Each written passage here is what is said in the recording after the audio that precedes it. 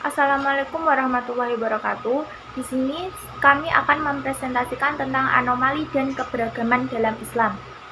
Sebelumnya, saya akan memperkenalkan kelompok saya terlebih dahulu.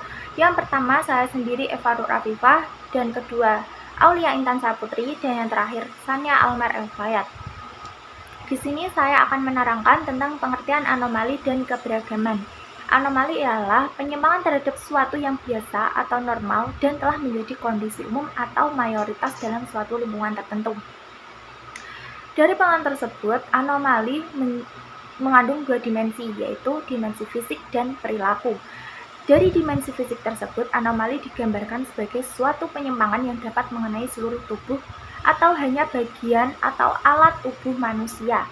Namun, anomali yang dimaksud dan yang menjadi fokus kajian dalam studi ini yaitu dari dimensi perilaku. Kemudian keberagaman atau religiosity ialah perilaku yang bersumber langsung atau tidak langsung kepada nas. Di pihak lain, keberagaman menunjuk pada rangkaian perbuatan, perilaku, dan kegiatan orang yang beriman yang telah melaksanakan ajaran tersebut di dalam kehidupan konkret mereka. Kemudian konsep-konsep anomali yang akan diterangkan oleh Aulia Intan Saputri. Saya akan menjelaskan tentang anomali umum dan anomali terhadap norma. Teknologi anomali adalah penyimpanan terhadap sesuatu yang biasa atau normal dan telah menjadi kondisi umum atau mayoritas dalam suatu lingkungan tertentu. Anomali umum terbagi menjadi dua dimensi. Yang pertama yaitu dimensi fisik, yang kedua itu dimensi perilaku. Dimensi fisik misalnya anomali digambarkan sebagai suatu penyimpanan yang dapat mengenai seluruh tubuh atau hanya bagian atau alat tubuh manusia.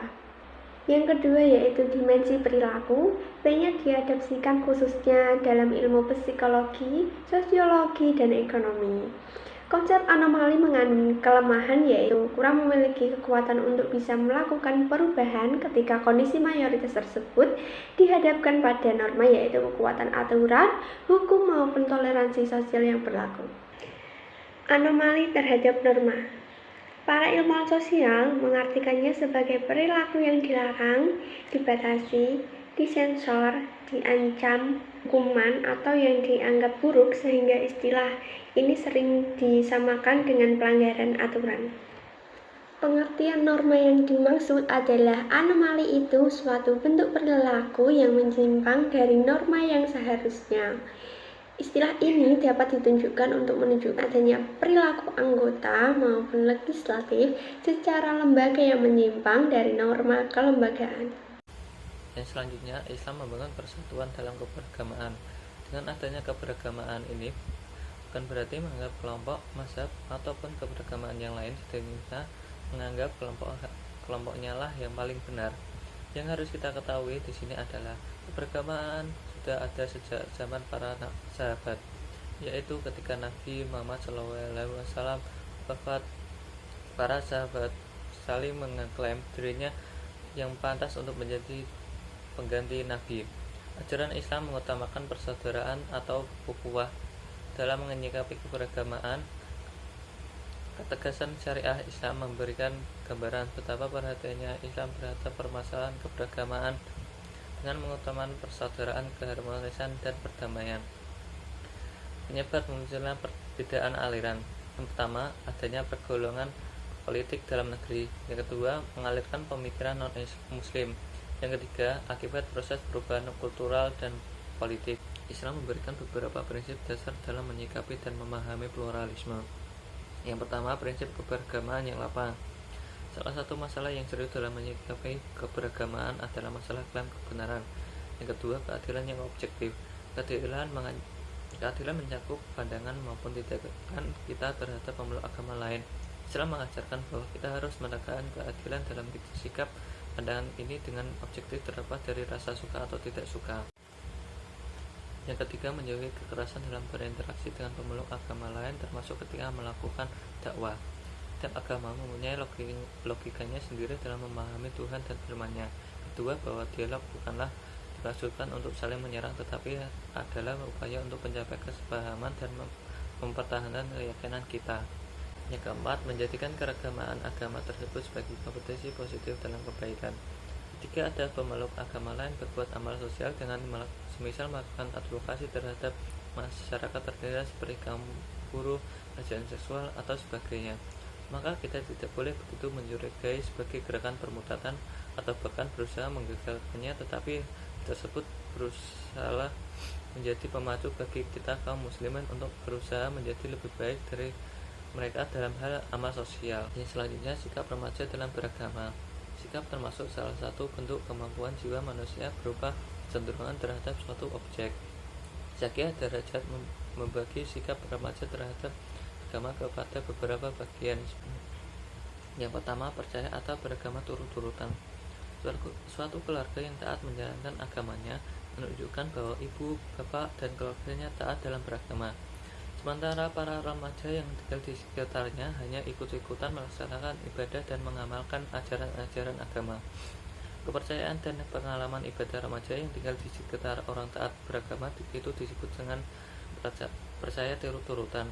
Beragama seperti itu adalah lanjutan dari cara beragama pada masa anak-anak yang bersifat meniru terhadap orang tuanya, seolah-olah pada diri remaja tidak terjadi perubahan dalam beribadah dan kepercayaannya dalam beragama. Yang kedua, percaya dengan kesadaran. Masa remaja adalah masa perubahan dan masa terjadi kegoncangan pada dirinya, terutama perubahan jasmani dan jauh dari keseimbangan dan keserasian. Hal ini menyebabkan terjadi tertarik untuk memperhatikan dirinya, tetapi perhatian itu disertai oleh perasaan cemas dan takut. Perasaan ini menentang orang tua dan dorongan seksual. Yang ketiga, kebimbangan remaja dalam beragama.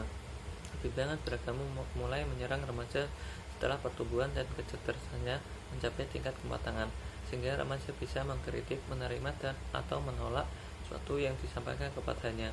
Karena ajaran-ajaran agama yang diterima waktu kecil berbeda dengan kehidupan agama di waktu remaja.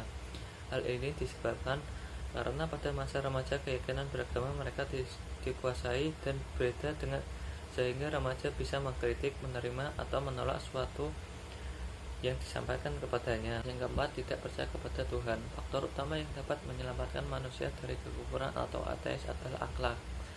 Karena akhlak terdapat bentuk-bentuk tuntutan dalam kehidupan manusia. Misalnya akhlak terhadap dirinya sendiri, akhlak terhadap sesama manusia, dan akhlak terhadap Tuhan. Kerusakan akhlak akan membawa manusia kepada rasa anti agama.